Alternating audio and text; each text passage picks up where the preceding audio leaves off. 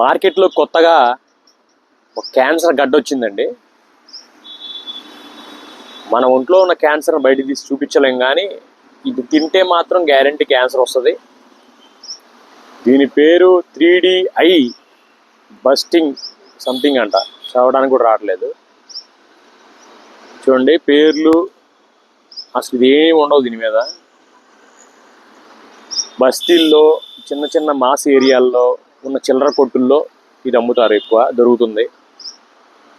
చిన్న పిల్లలు, ఒక 3 years 4 years 5 years 10 years లోపల పిల్లలే వీళ్ళ టార్గెట్.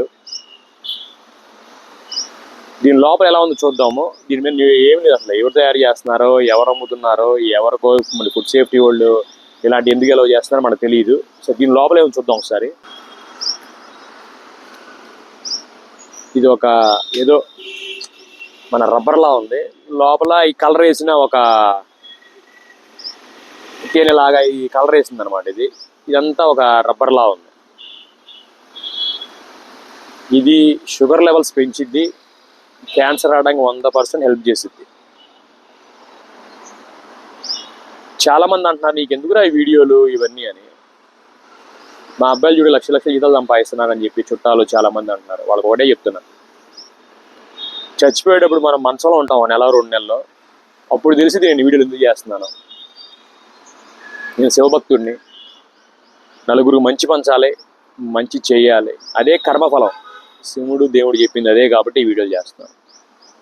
ఇకపోతే అధికారులు, గవర్నమెంట్ వారు కూడా వీడి మీద చర్యలు తీసుకోవాలి, లేదంటే మన నెక్స్ట్ జనరేషన్ అంతా పాడైపోయింది.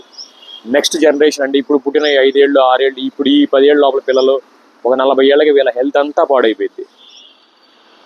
క్యాన్సర్ వస్తుంది కదా అని చెప్పి 1000 పడకల హాస్పిటల్, ఇంకో జబ్బు వస్తుంది కదా అని ఇంకో హాస్పిటల్, జబ్బు వస్తుంది కదా అని హాస్పిటల్ పెంచుకుంటా పోవడం కన్నా కూడా అసలు జబ్బు ఎందుకు వస్తుంది అనే మూలాల్లోకి వెళ్ళాలి.